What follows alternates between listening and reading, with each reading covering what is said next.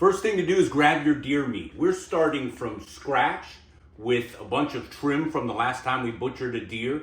We're going to be adding in 1 pound of ground pork. That adds a little bit of extra flavor. You can use bacon, you can use beef fat, you can choose to use none. Since deer meat is so lean, adding that fat is flavor. Adding that in just adds a little bit of better mouthfeel and texture to your lumpia.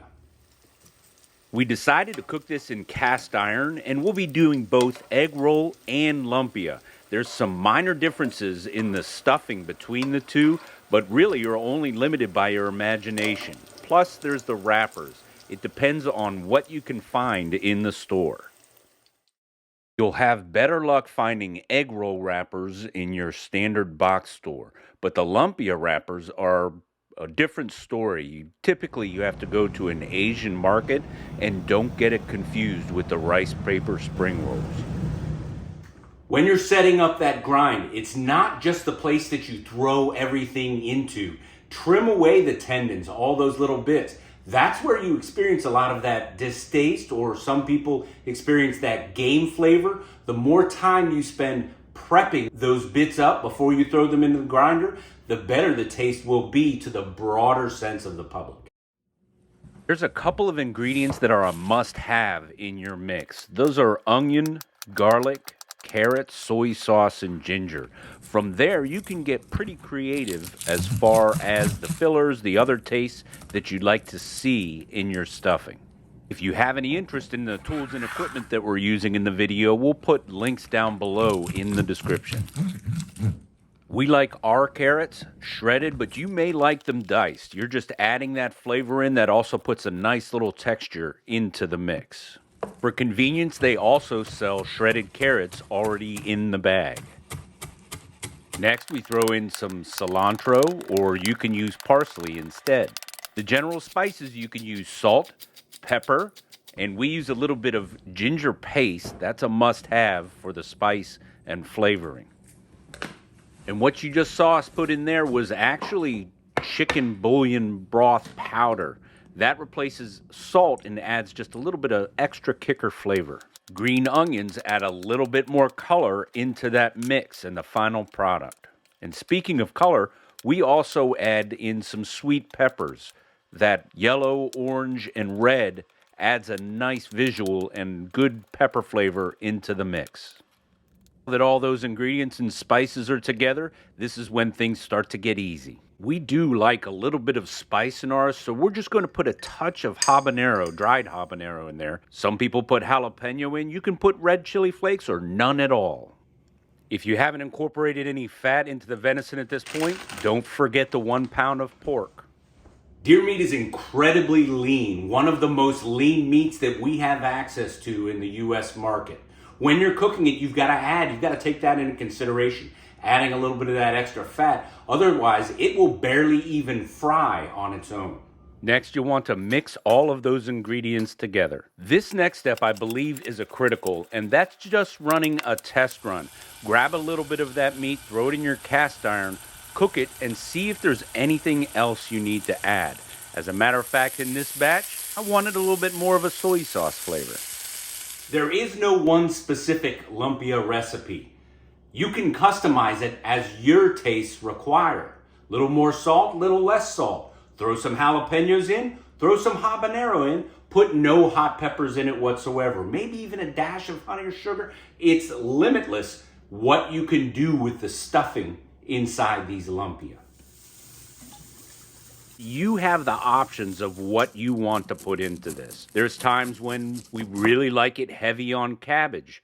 As a matter of fact, there's another filler where you can add noodles into it. You're only limited by your imagination. If you find that the meat is not clumping or sticking together well during the cook, you can throw an egg and a little bit of cornstarch in, and that will help bind everything together. Now let's talk about wrappers and rolling and getting it all to stay together during the fry. This recipe is so incredibly easy. It gets a little bit caught up in the rhythm and for how many of these you can make. We could make, out of just this batch that we're making here, we could probably make 100 lumpia. You can freeze some away. It freezes fantastic. There's so many different ways you can cook it. We'll actually show you several different ways to fold it, from a little hors d'oeuvre size to a larger meal type size. Of the type of wrapper for your roll, the egg roll type is easier to work with. It's a bit more durable, and you don't have to get caught up in the thinness or the separating. They're heavily floured and they come right apart very easily. Two critical steps at this point: deciding how thick you want the roll to be, as well as right here you can see I'm squishing the air out of the wrapper. Next, you'll want to fold the ends over to seal them up. And from here, it's simply roll it up until you have a tag right at the end. I use eggs that are simply beaten, no milk or anything into it, and it will seal the end, that tag end of the roller. After here, it's just rinse, wash, repeat over and over again until you've gone through all of your filling. For lumpia, it's a bit of a different process because the wrapper is more delicate or thinner. A lot of people like that more crispy, more delicate than egg roll wrapper. To me, this is the slowest part of the process, and that's separating the lumpia wrappers. They are a bit more thin and delicate, and they're not floured quite as much. You've got to be patient, and you kind of work your way down from a larger batch to a smaller batch until they're down to individual wrappers.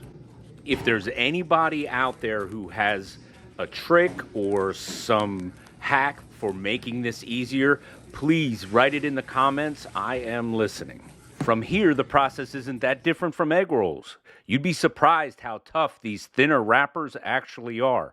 And typically, lumpia is a bit smaller of a gauge or diameter than egg rolls. You get to make the call which style you like it. We like to fry in Crisco, but you can also use your favorite type of oil that just doesn't add a lot of flavor. And you're only going after about a 1/4 inch, maybe a little more, worth of oil.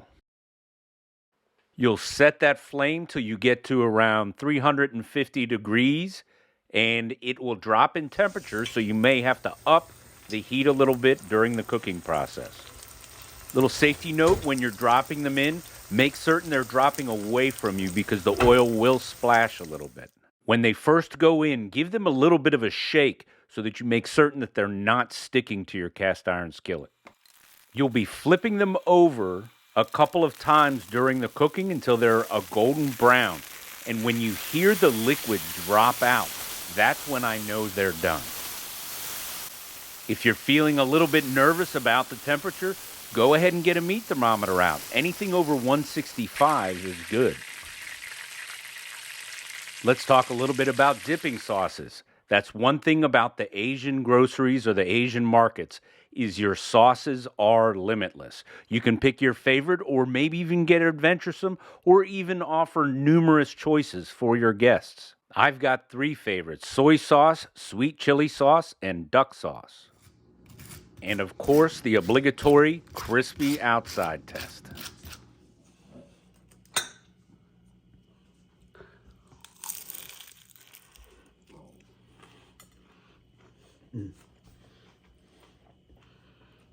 That's good. Dipping it in the chili sauce.